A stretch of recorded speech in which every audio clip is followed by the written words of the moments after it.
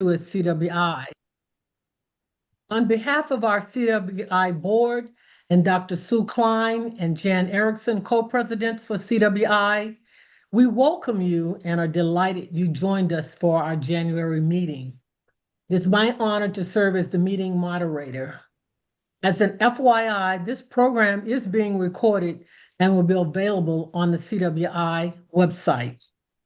Our subject for today is titled Challenges to Continue Progress Towards Education Equity Despite Federal Efforts to Reverse It. It is our goal to examine the ongoing obstacles and strategic pathways for advancing educational equity amidst shifting or regressive federal policies. We aim to identify steps to help sustain equity-driven initiatives despite policy rollbacks, funding cuts, and ideological challenges at the national level. As many of you are aware, over the past year, the education equity has faced renewed threats through policy changes influencing civil rights enforcement, funding allocations, curriculum regulations, and diversity initiatives. As federal protection and support waiver, state and local and institutional officials have found themselves responsible for maintaining progress towards fair access, representation, and outcomes within schools and universities. Additionally, the landscape of the U.S. education in President Trump's second term has been shaped by funding battles, structural changes to the federal role, and policy shifts affecting diversity, equity, and student protections. These primary challenges stem from significant federal cuts, attempts to dismantle the Department of Education, a push for conservative cultural policies regarding issues like DEI, changes to the Title IX, and gender identity and curriculum content. Many of these actions have prompted numerous lawsuits and created uncertainty for K-12 and higher education institutions. Today, CWI will focus on addressing and preserving civil rights in U.S. education institutions and programs. We have 4 dynamic presenters on these topics. Each speaker will present his or her topic, and we ask that you place your questions in the chat, and we'll hopefully have time at the end to address them. And if we don't, we will answer them through separate emails. So thank you for joining us today. And now we will hear from our presenters. Our first speaker will address preserving the implementation of Title IX and other civil rights laws. We will hear from Ms. Jeanette Esbrook, Esquire, CWI Vice President, Legal Affairs. She also served as former Office for Civil Rights, Acting Assistant Secretary, and Deputy Assistant Secretary, Office of Elementary and Secondary Education, the Department of Education. Jeanette will discuss the effects of the current administration's agenda for shaping civil rights education in the Department of Ed and the Justice Department. She will also update us on Office of Civil Rights, staff reductions, and various other matters while efforts to eliminate the Department of Education contend. She will provide updates on recent Title IX court cases, including the Supreme Court's oral argument about consideration of the rights of trans athletes. So it is my pleasure now to turn this over to Ms. Jeanette Esbrook. Jeanette? Yes, thank you, Alotta, for the inspiring and both challenging and inspiring comments. We have a lot facing us.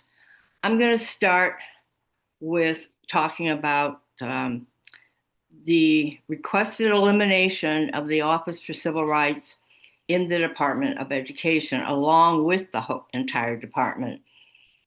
The president issued one of several Executive Order 14242 in March of 2025 to close the Education Department to the maximum degree possible. Because the department was created by Congress in 1979 from HEW, it can only be dismantled through Congress. In March of 2025, the department implemented a large RIF, reduction in force. So one half of the 560, actually it ended up with 560, one half of the staff were RIFed, but one of the deepest cuts of all the U.S. Department of Education. Excuse me, let me correct it. We are down to 240 because they ripped one half of the entire staff of attorneys, investigators, support staff, and executives. 7 of the 12 regional offices were entirely closed, including building leases were not renewed. These offices were in New York, Chicago, Boston, Cleveland, Philadelphia, San Francisco, all in blue states, and also Dallas, the only red state, Texas, that was closed. 5 offices remain open. They are the District of Columbia, Atlanta, Kansas City, Denver, and Seattle. Each office has, at a minimum, a regional director, a case manager, and an attorney.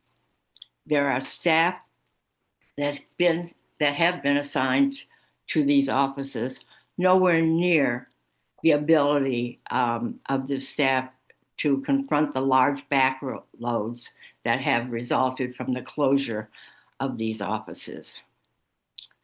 Litigation over the RIFs and the closures of staff has only added to the state of confusion for all OCR staff.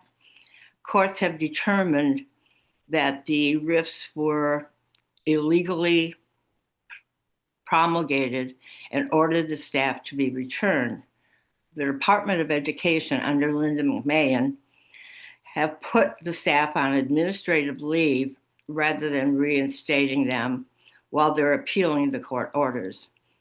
So the result is that OCR continues to have their work in flux. And the work, which includes large numbers of complaints that were filed at the time of closure. There were 25,000 individual complaints that were pending. The majority, or at least 37 to 40% of the complaints, were disability complaints. Currently, OCR and the federal aid, in terms of what happened to the other offices in addition to OCR, the federal student aid office remains in the department, as well as OCR. OCR and federal aid are the only 2 program offices that are at the Department of Education. Other programs have been assigned using agreements, interagency agreements. They've been assigned to other offices. For example, labor now has the Office of Elementary and Secondary Programs. I was the Career Deputy Assistant Secretary in OESE and in charge of many of these programs, amounting to $28 billion. These include Title I, Migrant Education, Office of Language Acquisition, reading programs, teacher development programs, charter schools, career and technical assistance, Perkins, adult education, family literacy. Labor will be the administrator of these programs, but education will continue to establish the policy and of these offices. In higher ed, there are $3 billion that will be of grants and funds, which have been distributed throughout other agencies, including some of which at labor. HHS has received child care programs that Ed had for student parents and the responsibility for accrediting foreign medical programs. Still pending is whether OSERS, special ed, ADA will go to HHS. It's a very controversial move, and the decision has not been finalized. There have been several, in addition to that, Interior has received Native and tribal education programs, Alaskan Native, Hawaiian Native programs. The interesting interagency collaboration between Ed and DOJ has created a Title IX Special Education Investigative Team. Acronym is SIT, S-I-T. The purpose of SIT is to expedite and rapidly resolve sex discrimination complaints by staff from both DOJ and Ed OCR. I suspect Ed, some of the OGC staff will also be participating in this SIT task force.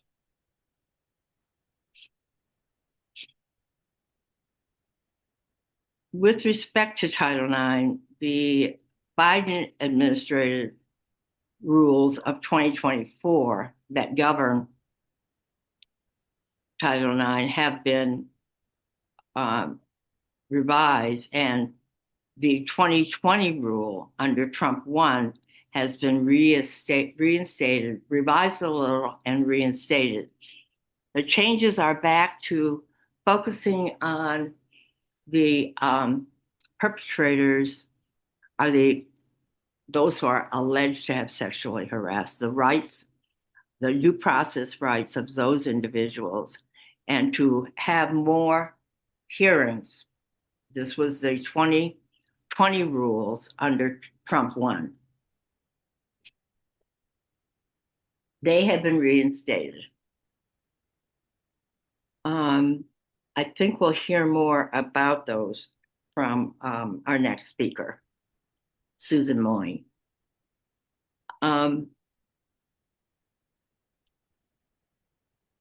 The executive order that Trump promulgated ordered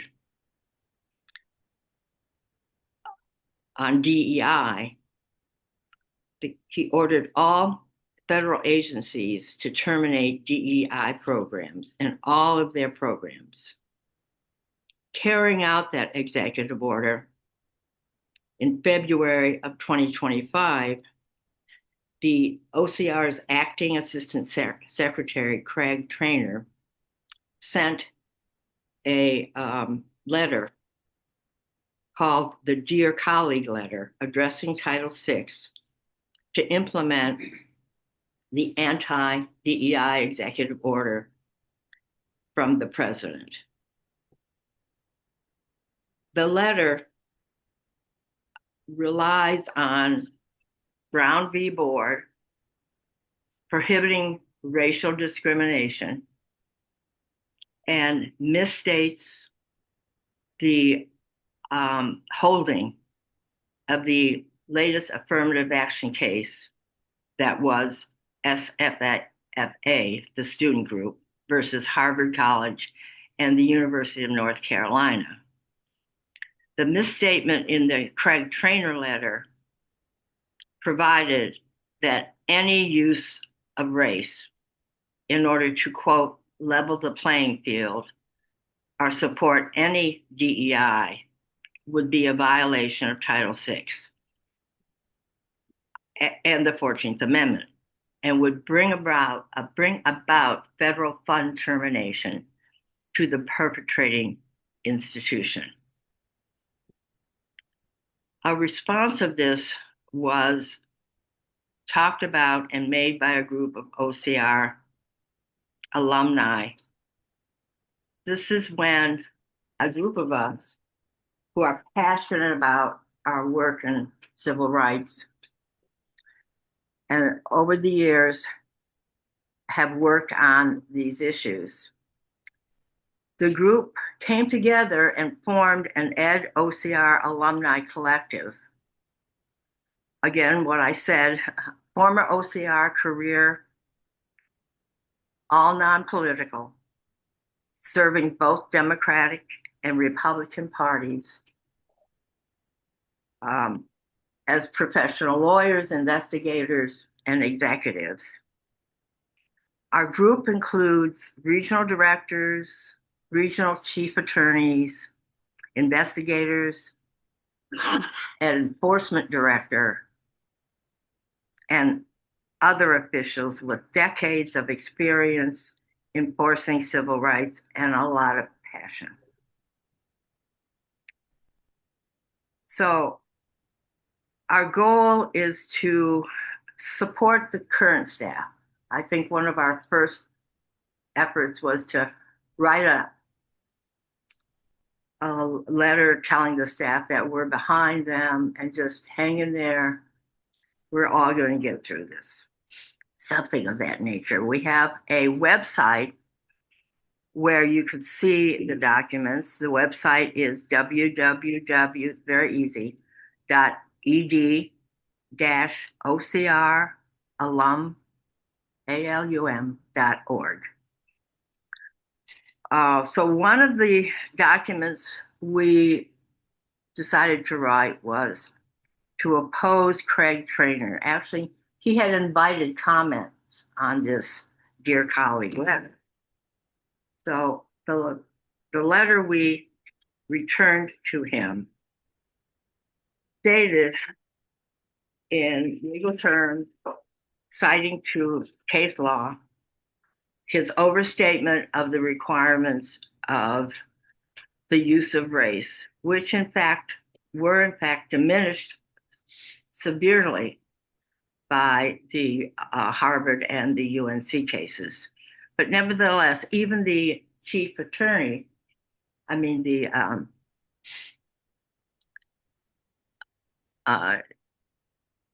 chief, what am I trying to say?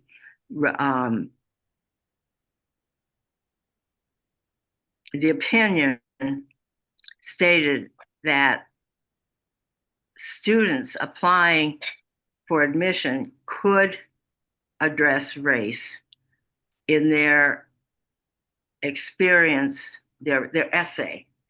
And Chief Justice Roberts, that's what I was trying to say, promulgated that and said that that was going to be okay as long as it was connected to how they could bring a positive addition to the college or university to which they were applying. We also supported many lawsuits filed by the NAACP and LDF, the National Education Associations, NEA, American Federation of Teachers, the ACLU, opposing the anti-DEI and the letter from Traynor. We filed an amicus brief supporting the NAACP motion that requested preliminary injunction on the executive order and the letter from Traynor, and the courts granted that preliminary injunction, blocked the enforcement pending trial outcome. Recently and surprisingly, the Trump administration said it is dropping the GEI, anti-GEI matter and allowing the preliminary injunction to hold. But their position on anti-GEI policy will stand. And even though it was a win, if you will, that the Trump administration dropped opposition to this, schools, including colleges and universities, have already implemented steps to avoid GEI because of the threat of fund termination, bullying tactics, which seems to be the preferred operations of many in this administration. And even though the administration said they were dropping the opposition, harm has been done. Which is why we have to look further on what can be done. We have tried many organizations, advocacy groups, including our new alumni collective, have tried very hard to oppose these interpretations and statements of the current administration that have diminished the power of the federal presence in furthering civil rights. So we're looking to the states. The state and local governments have civil rights offices. Many of them have similar offices to OCR, to the EEOC, and so one of our efforts will be to discuss how we can support that. And I think Susan is also going to address some of that in the next presentation. We also want to move towards a version of 2025 where we can have in place activities that will restore the civil rights and the future. And this reminded us all in the group of the Civil Rights Restoration Act of 1987, where the Congress enacted a law to make sure that any institution, K through 12, post-secondary, college or university, who received federal funds, the entire university had to comply with civil rights laws, not just, for example, the student aid office. That was in 1987. Jeanette, yes, are you coming to a close?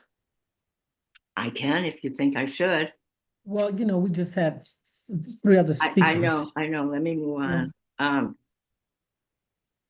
I will move to the trans athlete oral argument that the Supreme Court heard on January 12th. It turns out that trans athletes and the whole issue of LGBTQ has become a wedge issue for the current administration. They are using it as a scare tactic, as a political cudgel. In terms of trans athletes, there are actually very few competitive trans athletes that are in colleges and universities and at the Olympic and worldwide events.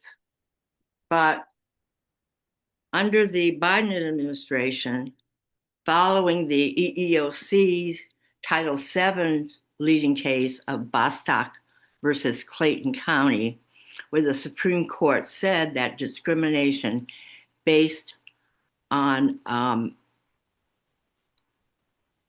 LGBTQ was discrimination based on sex. President Biden and the OCR adopted that definition for discrimination under Title IX. And on the 12th of January, oral argument was made in two cases, one in a West Virginia law and another in an Idaho law, banning trans athletes' participation in girls' sports. Interestingly enough, the ban of 29 states for trans athletes' participation in teams is always in women's teams. There are trans athletes that are women who were biologically determined women at birth, but they are not banned from participating in men's programs. So this is definitely a sex-based decision. It's a kind of definition of sex discrimination that Ruth Bader Ginsburg always used when she filed cases that established sex discrimination as a legitimate category of discrimination. She always found situations where men were denied a right that women had. Anyway, that's a diversion, and we will see the issue of LGBTQ protections under Title IX and the 14th Amendment will survive this holding. The case for employment was a Gorsuch opinion, one of the more conservative justices. So there's a possibility that this case might be returned to the lower courts for development of the record, because the whole definition of trans athletes and what is gender dysphoria is not in the record, and it's a very complicated medical, both physiological and psychological. So it'll be interesting in terms of sex discrimination, what happens to that case. So one final thing, the future plans that we are advocating, I'm referring to our group of alumni, is by all means, vote, vote, vote in the 26th election and certainly in the 28 coming elections. And to support the Congress to create a restoration of civil rights, to reinstitute all rights, Title VI, Title IX, Section 504, and the ADA and the Age Discrimination Act. We are also supporting contacting both congressional representatives and senators for oversight hearings to bring attention to the public of what has been eliminated and what needs to be restored.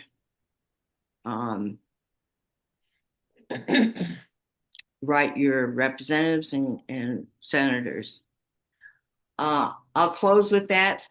Please put the questions In the chat.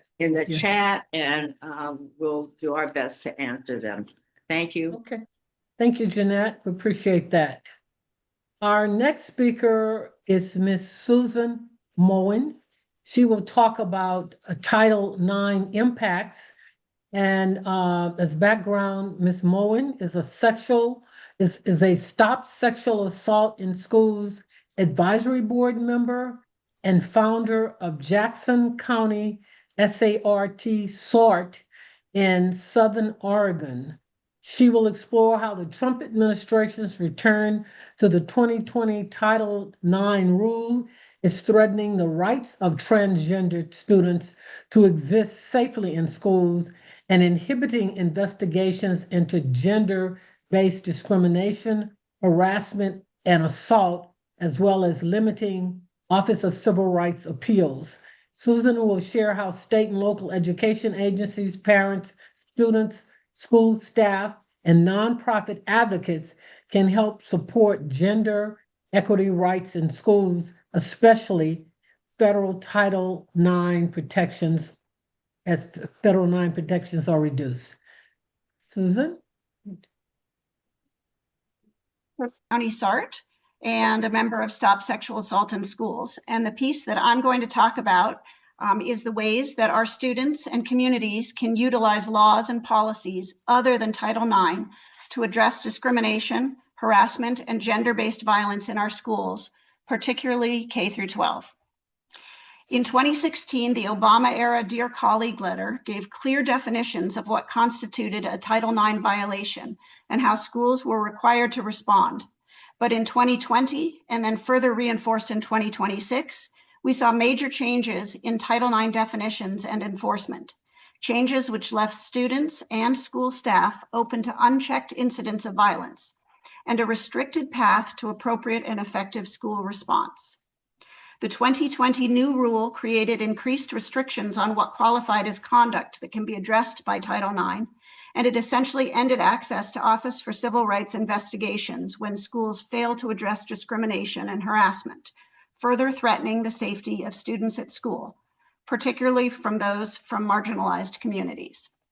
I'm just going to do a sound check. Am I okay, Alotta? Okay. Yes, you're good. You're okay, good. Thank you. Sorry. So what is needed now for the students who are experiencing harm at school is a more robust alternatives to our weakened Title IX interpretation, tools that people can learn about and utilize to prevent and respond to gender-based violence in schools. As a community advocate working with survivors of gender-based violence, I am often exploring multiple paths to help my clients maintain access to a safe and harassment-free education, and I'm going to talk about a few of those. All of these options require learning about the resources that exist in your own community. The first place to start when seeking help addressing an incident of harassment is with your school district policies. Every school is required to have its own internal disciplinary policies that include definitions of discrimination, harassment, and abuse. And often these policies are more expansive than the current federal Title IX regulations that schools must also abide by. When the Biden administration released their 2024 rewrite of Title IX guidance, some school districts started revising their own policies right away to include the expansion of rights dictated by this new guidance. And even though that 2024 rule was blocked from going into effect by the Trump administration in 2025, many schools still retain those expanded definitions that include banning discrimination based on sexual orientation, gender identity, and sex characteristics. These policies may have a definition of a mandatory response that includes incidents that occurred off campus if they affect a student's sense of safety on campus, and also an expanded definition of what constitutes a hostile environment that may be addressed. School policies, both Title IX and internal policies, must be clearly labeled and accessible to the public on the school website. Schools can have great inclusive policies addressing discrimination and harassment, but of course the actual response is only as good as the school's willingness to actually follow their policy. And unfortunately, many schools have administrators that either don't fully understand their responsibilities or actively choose not to follow them. With the path to file OCR violation complaints currently blocked, impacted students may have to turn elsewhere to try to force a school to appropriately address the harassment and violence they are experiencing. And in many cases, the next place to turn is to state laws.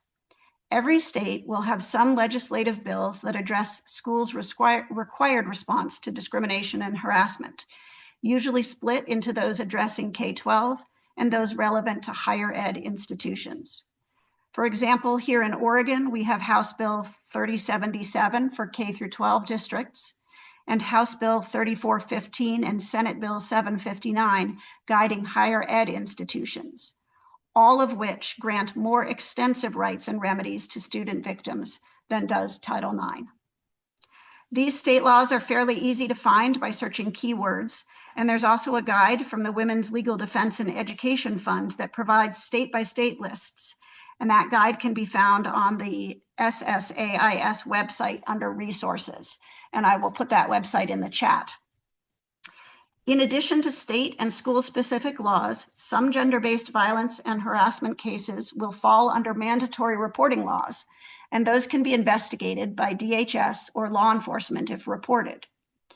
Engaging with law enforcement may, however, not feel like a safe option for many youth, at least initially. Confidential advocates who are not mandatory reporters who can explain the criminal justice investigation processes are great resources in these cases. These confidential advocates can be found in local nonprofits that serve sexual assault and domestic violence survivors.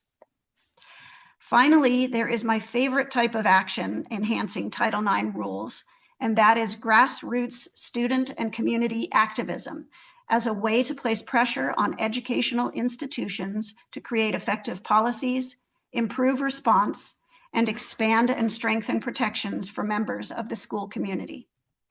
Activism, whether it is student, parent, or a combination, starts with education.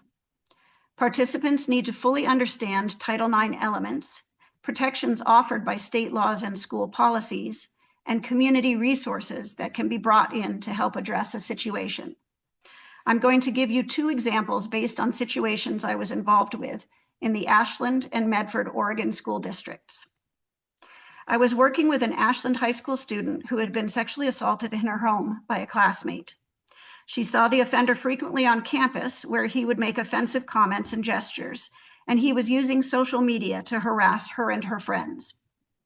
The school response was inadequate, and she was left to basically try to ensure her own safety at school. At that time, the district Title IX and harassment policy was vague, with no clear direction on how to provide accommodations and safety planning for victims, or how to conduct a fair and thorough investigation. So the survivor and her parents educated themselves on all things Title IX and on the legislative mandates, and then they educated their friends. The students organized a sit-in at the superintendent's office where they passed out copies of the relevant laws and demanded that the school revise their policies and implementation. Interviews with local media escalated the story, and parents came together and organized a town hall attended by over 100 community members where they grilled the school administrators. The next day, the district convened a work group that included student and parent representatives in addition to administrators, and overhauled their Title IX and disciplinary policies. The survivor went on to create a student group called Got Consent that created informational handouts and posters, and she also started a support group for teen survivors. Another activism example, in one of the Medford high schools, an inadequate Title IX investigation into an on-campus assault left the survivor feeling too scared to attend school, where the offender remained in one of her classes. So she and a few of her friends created a school survey asking other students about their own experiences with harassment and violence at school and how the administration had handled them. Over 1/3 of the student body ended up participating in the survey.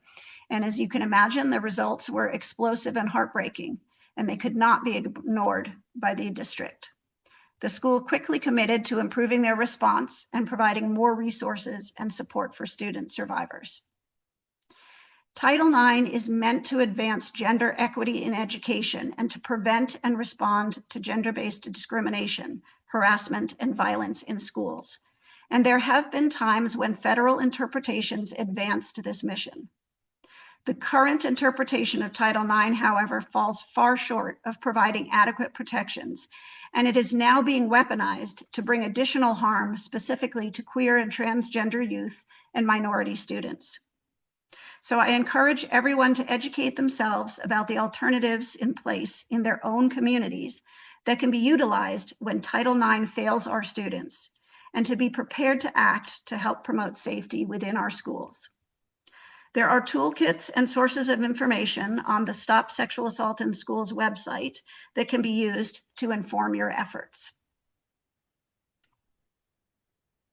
Done. Thank you, Susan. Thank you very much. Sorry for being off camera, but I wanted to make sure I was clear. No, we appreciate that.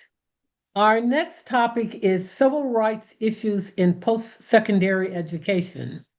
Mr. Peter, I said I'm not supposed to say Mr., I understand. Peter McDonough, General Counsel for the American Council on Education, will discuss the Trump institutional compacts, prohibitions referencing diversity, equity, and inclusion, and threats to cuts to all institutions, research, federal research funding, and other programs for infractions of Trump policies. Peter will provide examples of what institutions can do by working together so that the threatening atmosphere for institutional autonomy and freedom of speech will not prevail even for minority serving institutions. Peter?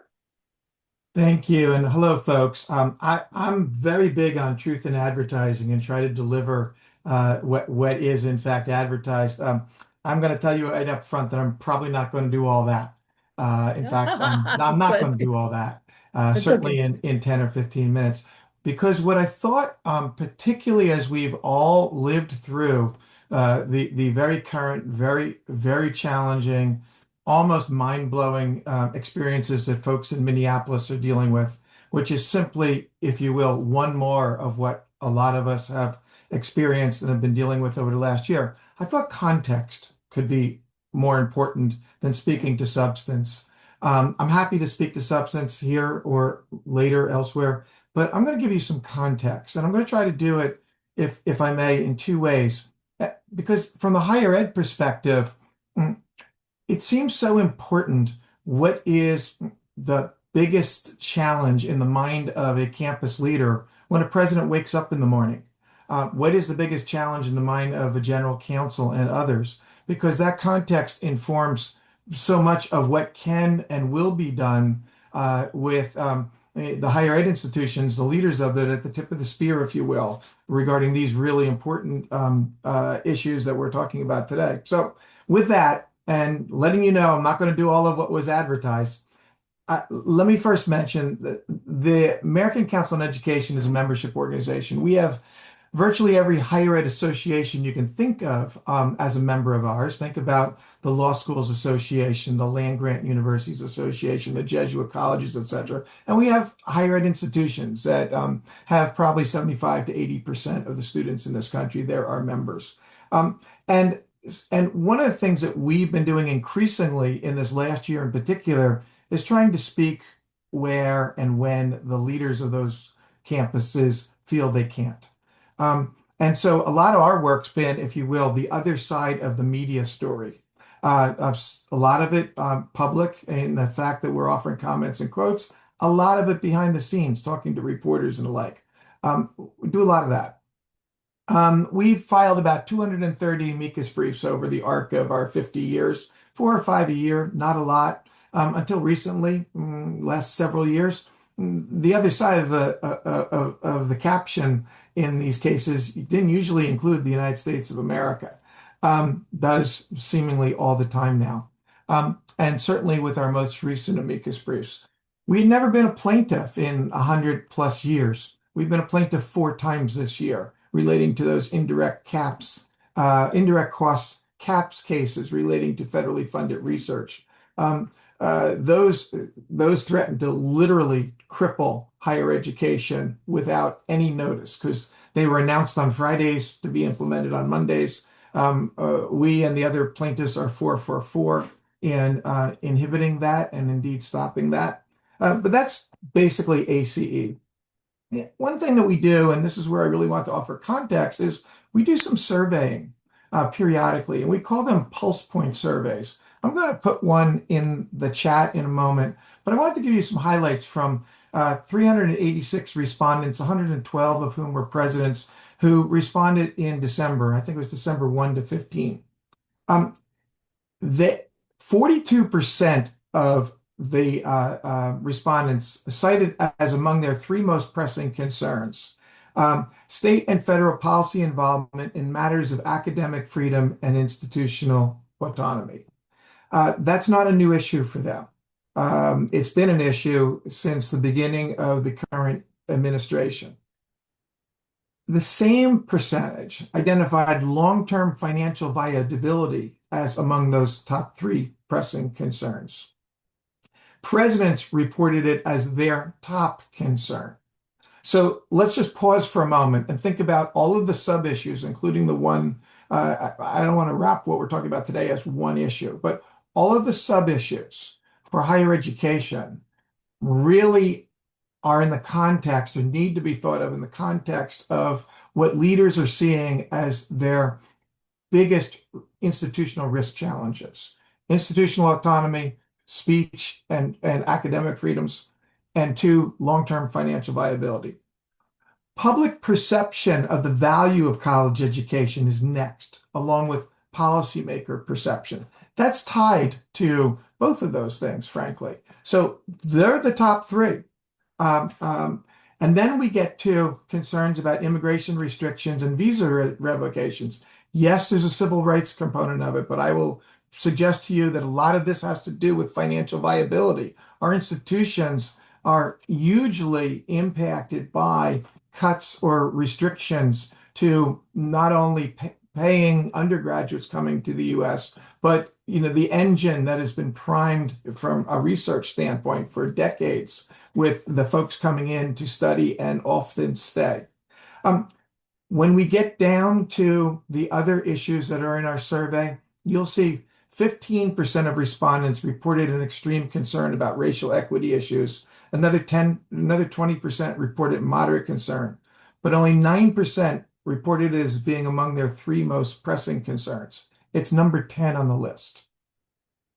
And I just thought that was important to note as context. I don't think it speaks to institutional leaders being less objectively concerned about the issue, but in relative context of survival of fundamentals that we always took for granted about speech freedoms and institutional autonomy, survival financially of institutions. That's where the focus is for these leaders. And that then becomes, if you will, a focus for the collective of higher ed, the focus for associations, if you will, that represent them. So what does that say about these cases, which have been tremendously successful as an overall statement for challenging on behalf of the education community, on behalf of citizens, on behalf of higher ed, the actions of the executive branch over the last year in terms of their anti-DEI efforts, in terms of their efforts to fundamentally change the thinking of folks who lead universities and work at it? Well, I'll say this. First, there is no doubt that American higher education needs to have institutions stick together. There's an effort, and it's intentional by the executive branch, to try to divide higher education. You're seeing efforts to divide HBCUs and MCIs. I mean, what? HBCUs and MCIs and the rest of higher education. What? Well, it's intentional. It's to divide. You're seeing efforts that are natural in some regards, red state, blue state, and the publics there. But we're trying really hard at ACE to recognize that we need to find a way to have institutions on balance stick together. They can stick together about autonomy and free speech. They can stick together about long-term financial viability.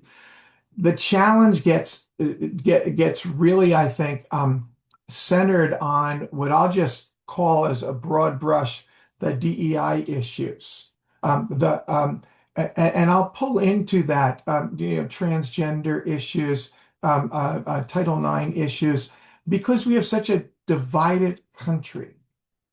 And so sticking together, dealing with these issues, it's just a fundamentally hard thing for the leaders of higher ed to do.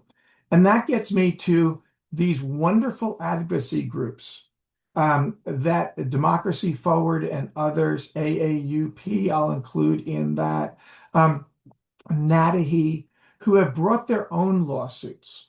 There is something that's very different and very capable of being done by associations as representative plaintiffs when those associations' members are not actually institutions of higher education, when they're not actually the presidents of those institutions, when they are membership organizations where individuals pay their own dues, not with the money of their institutions. All of a sudden, I'm just going to make it up. Florida can't pass a law that says no public money at a higher education institution in Florida can be used to pay dues for an association that advances blah, blah, blah, that it will be their misstatement of illegal DEI when it really is legal DEI. But they'll say it anyway. Those legislatures will go further. They'll say, and if you do have any members who are using those dues, well, nobody can be a member of that organization anymore. So that's the kind of thing that's threatening or is worrisome, even if not being immediately threatened on the ground. And it's causing institutions and indeed their associations to be more cautious and thoughtful in their challenges. But it is enabling organizations like NATAHE, like AAUP, with advocacy organizations like Democracy Forward to be at the tip of those spears. And when that happens, then our associations can more comfortably and easily be supporting in an amicus brief context. So that's what you're seeing. I want to give you that higher level context. I also wanted to say, and some of you will have experienced this working at the Department of Education, it used to be that the advocacy organizations like mine had folks on speed dial. Look, I took Candace Jackson out to dinner during the first Trump administration.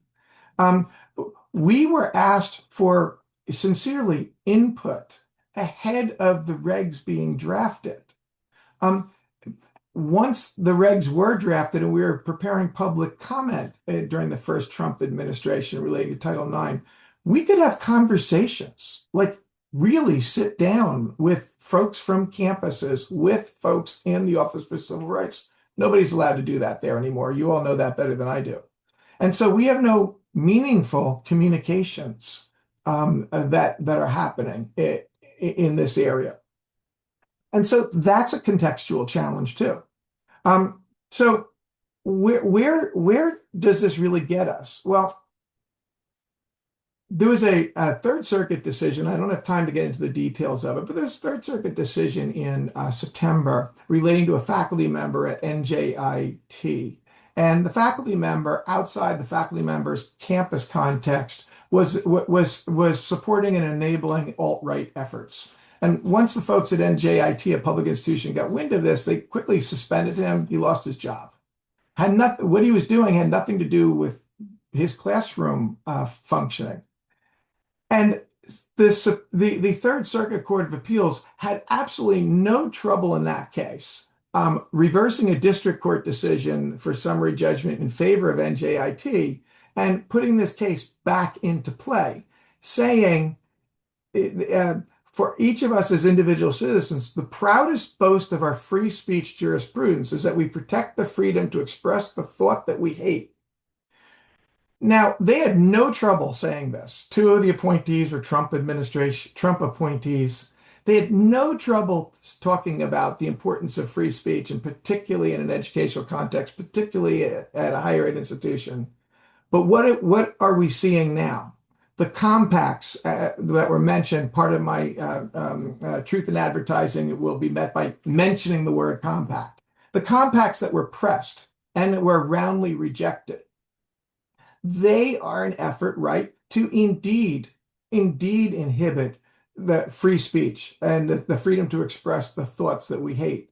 Back in 2021, I think we all know that Vice President Vance, in a keynote address entitled "The Universities Are the Enemy," said that we have to honestly and aggressively attack the universities. We know that what's been being done over the last year is aligned with that thinking. We know that even if we can celebrate a recent win or two in the DEI jurisprudence, that this isn't stopping, that this is going to be played out in different ways, some big, some small. We'll see different things creeping into terms and conditions for federal funding contracts and grants. And it's going to continue. And so, that's sort of my contextual message that I wanted to offer. I don't know if it's particularly helpful for you all. We could talk about a lot more, but that's what I got. That was good. Thank you. Thank you, Peter. So our last speaker will share the importance of fighting the deprofessionalization of women-dominated occupations. This will be covered by Ms. Connie Cordovilla, our Vice President for Membership for CWI. And she'll talk about the Trump administration has recently pushed to redefine what counts as a professional degree. These professions are largely dominated by women and have served as the foundation of our communities for many years. Connie will discuss the stinky origin of the Department of Education change and graduate study loans and how it might be stopped. So, Connie, it's your show. Thank you. I'm trying to get my share up now. There we go, I think. All this stuff comes up on your screen all of a sudden. All right, so I'm going to be short and to the point.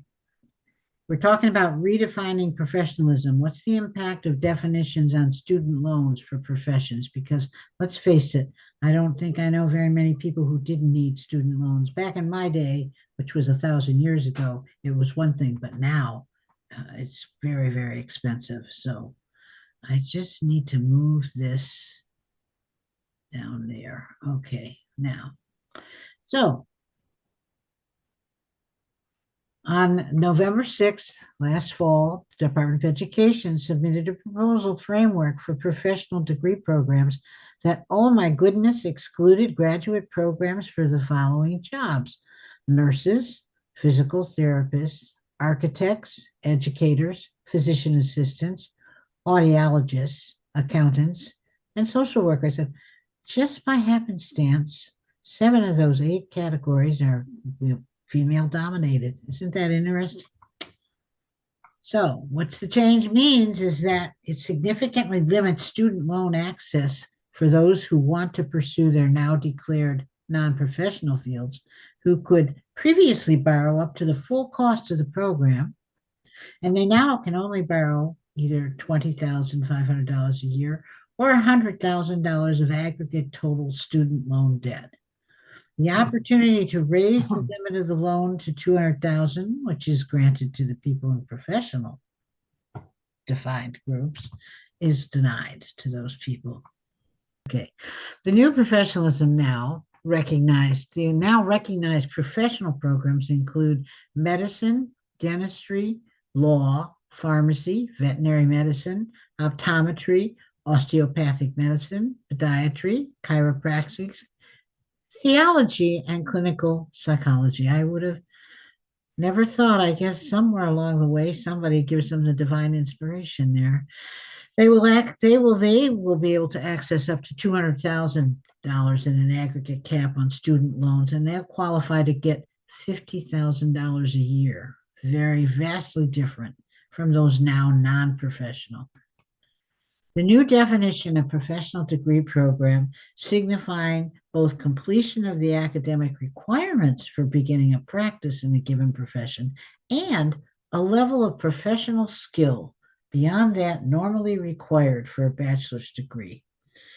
A doctoral level program that requires 6 or more years of post-secondary study, a program for a degree that requires professional licensure, and Classification with the same 4-digit classification of instructional program codes as there are for medicine, dentistry, pharmacy, law, theology, and related fields. So, the question is, can you tell the difference between the professional and non-professional groups, degrees? You know, I sure wouldn't want a nurse that wasn't licensed. I wouldn't want a nurse that hadn't passed all their courses. But despite years of recognition that those now excluded fields are rigorous, complex, and technical, and require post-baccalaureate degrees, post-baccalaureate study. Should the test of whether the degree counts as professional be the determining factor in receiving loan assistance? And why now? Well, these changes are part of a restructuring of federal student loans aimed at reducing reliance on previously uncapped Grad Plus loan programs. So, gender is an issue. The devaluation of women-led professions in this country is a problem and an extension of the ongoing opposition to DEI, or diversity, equity, and inclusion. That's directly from Ebony Delaney in the Commentary on Employment. So let's take a look at these and see. As you can see, everything except architects are predominantly female occupations, and women dominate many graduate programs. Female students in the United States make up approximately 58 to 61% of total graduate school enrollments, significantly outnumbering male counterparts. As of recent data from 21-22, and I'm sure there's more recent than that now, women earned the majority of master's degrees, 62.6%, and doctoral degrees, 57%. Women also constitute substantial majorities in specific fields like public administration, health sciences, and education. So what do we do about this? Well, you can write your congresspeople about what this means to your community and your family. You can talk about it with your friends and colleagues at work and in the neighborhood community. And when public comment period opens, sign up and write that you want professions to include the ones that they're trying to exclude.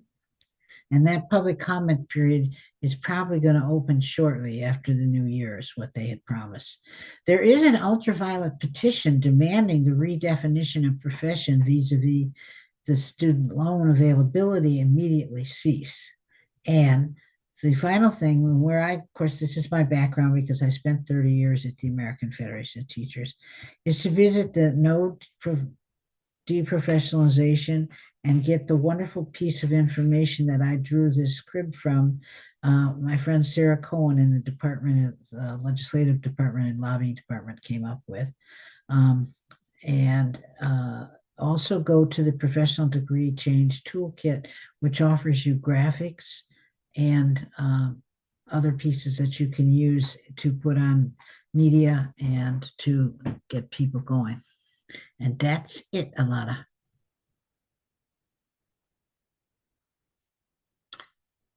Are there any questions? Dead silence. Okay. That's it. I'm sorry. Thank you. Thank you so much. So we have a few minutes left. We have one question that asks, I think this might have been for Jeanette. Thank you all for your presentations first. Thank you. Was 21 CCLC moved to labor? Is that you, Jeanette?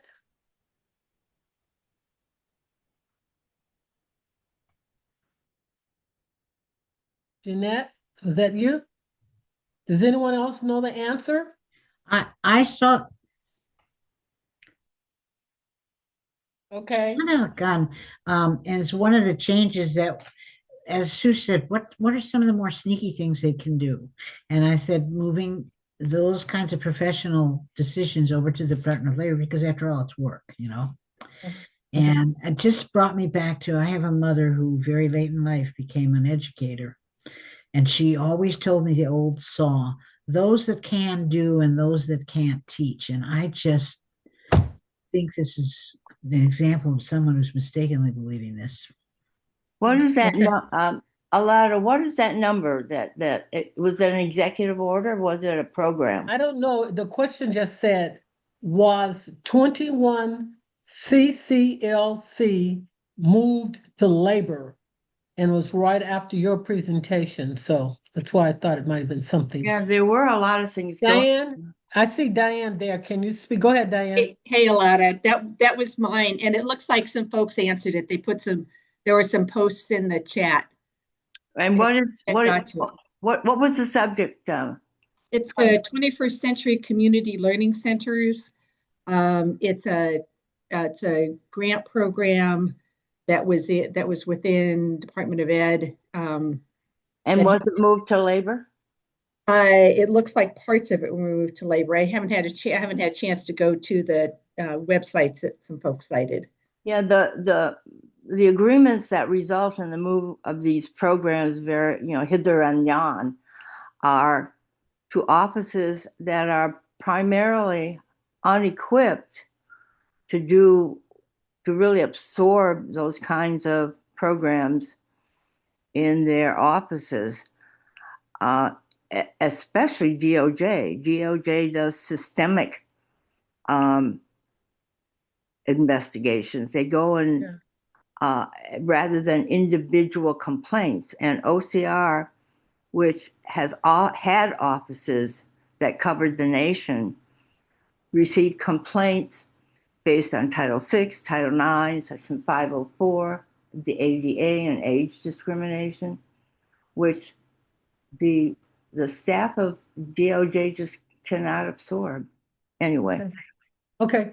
Well, let me go to the next question. It says, is there any member of Congress who has established themselves as a particular advocate for gender equality, Title IX, and the like? Anyone?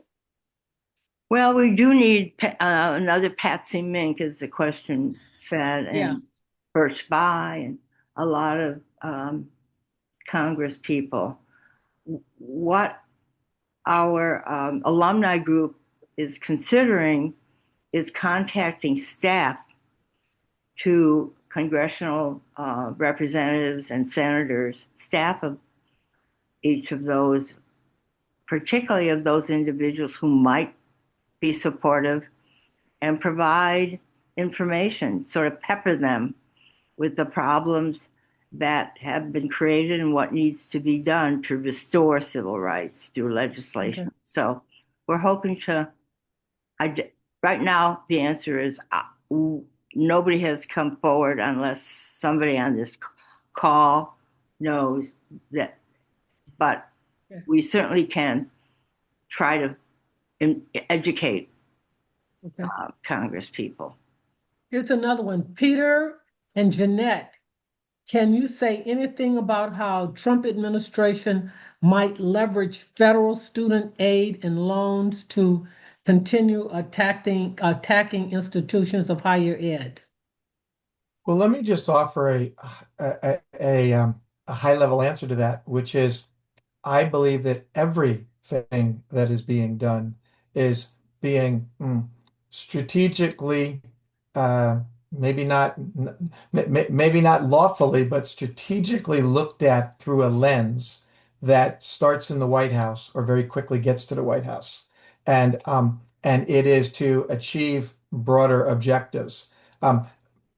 One might say, well, how does that achieve a broader objective? And it might seem crazy, but the statistics that were just being offered about graduate program loan support probably being looked at a very high level in the White House through a lens of how can we keep more women home having babies, because that's a priority for us right now. And we might say, really? But to ignore that kind of lens relating to these types of efforts, I think is ignoring a fairly significant part of what's motivating here. So I offered that only as one objective, and I have no detailed proof or insight about it. But my view is everything is through a lens of achieving objectives. The broad one of fundamentally changing higher ed, the others that are more socially and broadly in play, they all might impact these things. Yeah. Okay. Diane, I see you asked, what's the best way to find out when the public comment period opens up? Is that correct? Yeah, and that one was for Connie. She mentioned about the comment period for the professional, reclassifying the professional definition of professionalism. Right. The actual comment period hasn't been announced yet, Diane, but I think the best way to find out is keep looking on your computer for information on the redefinition of professions and link that with open or comment periods. And I think we could probably put something to do once we know when this is going to happen. We could probably post something on our website as well, because it's really important to do. I was thinking Elizabeth Warren and why can't I now think of the name of the lady with the really short haircut, dark hair, black hair, and she's very, very slender. She's a rep. Hmm. Can't think of her name, but who I thought would also be someone who might be a champion for this. But it's true. What There's state? excellent champions. What? Connie, Okay. from what state? The woman She's you were from talking one of about. the northern, one of Connecticut or Massachusetts, or I'm thinking about her. I don't know of anybody who's really made a distinguishing mark since George Miller left, and a couple of people who worked with him. But it's good to see if we can find one. Yeah, well, we I need to make think some good Mary trouble. wanted the interagency agreement with the Department of Labor. It said here is the but I don't see a link of any sort. Yeah, a lot of this is Mary. They just link it. You can link it, and it has a complete interagency agreement with the Department of Labor, and it's quite Okay. extensive. So those of you that are interested, I would recommend reading the whole thing. I'm Mary Moran. I'm also one of the retired people from the U.S. Department of Education, so I've been kind of following this closely. But the interagency agreements, that's how they're transferring programs to other agencies. Okay. Okay. Thank you so much. Sherry has also posted that the recording, our meeting today will be posted on the YouTube and the link on our website, and she's put those in the chat for anyone who's interested. And I think that's it. Okay. Well, anyone else have any question or something or comment that they wanted? Well, I turn it over to our co-president Sue or Jan or whoever. Just want to say thank everyone for participating today. Thank you, Alotta. Okay, Sue, anything?